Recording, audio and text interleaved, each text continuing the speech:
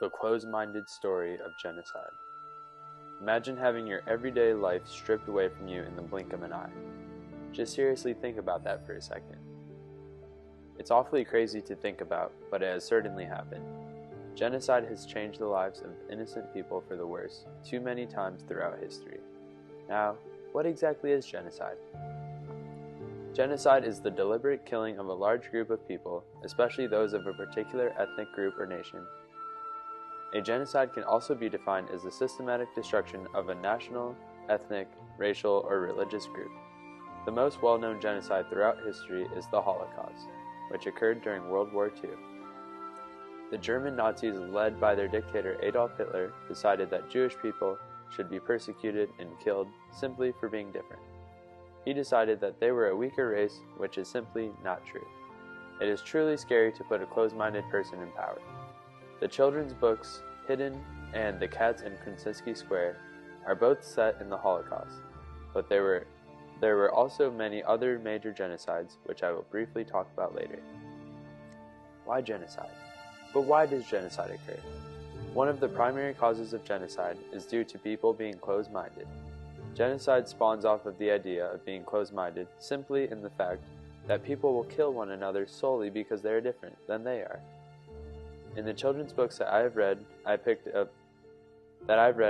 up on some recurring themes such as fear, violence, powerful symbolism, and survival tactics. At the end of the day, we're all human, and the overall human experience is actually enriching when you're able to experience somebody else's culture or way of life. In Feathers and Fools, the swans and the peacocks both lived in fear of one another because they thought that they were too different from one another to coexist.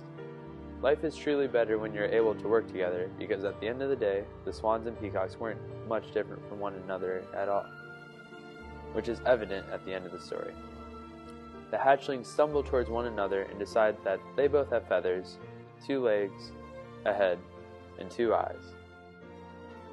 This is a powerful children's book because it just proves the point that at the end of the day, we should not live in fear of one another, but we should actually embrace and accept one another for exactly who we are. In Cats in Krasinski Square, I noticed violence and the use of survival tactics. At the end of the story, the Jewish citizens were trying to sneak food into the bordered city in order to survive into the next day. The Nazis used canine units and were constantly patrolling to instill fear and hurt the Jewish citizens.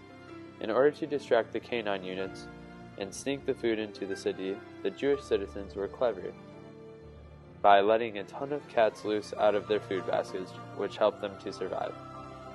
This was a scary time to be alive, as many people were just hoping to stay safe and make it to the next day. Here's a picture of Anne Frank's hiding place, who was famous for documenting her survival during the Holocaust. There were a plethora of clever things Jewish citizens and others would do in order to survive from the German Nazis. This was certainly a scary time. Finally, in the short story Hidden, I took note of the powerful symbolism along with the themes already mentioned. The book is about a young Jewish girl who loses both of her parents for a long time due to German Nazi rule. A big symbol during the Holocaust was the Jewish Star of David, which clearly pointed out whether or not a person was Jewish. In fear of their lives, Jews and other minorities would often disguise themselves or go into hiding, which I noticed a lot in these books. Although the Holocaust is the most well-known genocide, due to the extent of how big it was, there have also been a plethora of other genocides throughout history. All of the tombstones pictured represent genocides that have occurred over time, but they all have a common phrase that says, "Never again." To me, this means we can learn from history and not let it repeat itself. As humans purposefully thinking with an open mind, we can make sure to lift one another up rather than try to take each other out and prevent wars, genocides, things along those lines. Usually genocide occurs in smaller countries, so we tend to brush them off, but it is crucial that we treat everybody with love rather than hatred, no matter what their background is. The first step in the right direction is to have an open mind and realize we as humans are all more alike than we are different. In conclusion, the world would be a much better place if everyone just kept an open mind and accepted one another's differences. This is easier said than done, of course, but I firmly believe that it is possible. The mind is a powerful thing, and if you stick to something that you believe in, it can definitely happen if you put your mind to it. At the end of the day, we are all human, and our view of the world becomes that much richer when we can love and accept one another's differences, rather than hate on them and try to harm one another. One of the best things you can do is be the difference in the world you wish to see, turning a negative situation into a positive one, and spreading love rather than hatred into the world, even if it can be difficult sometimes. There is no superior race, and nobody should ever live in fear.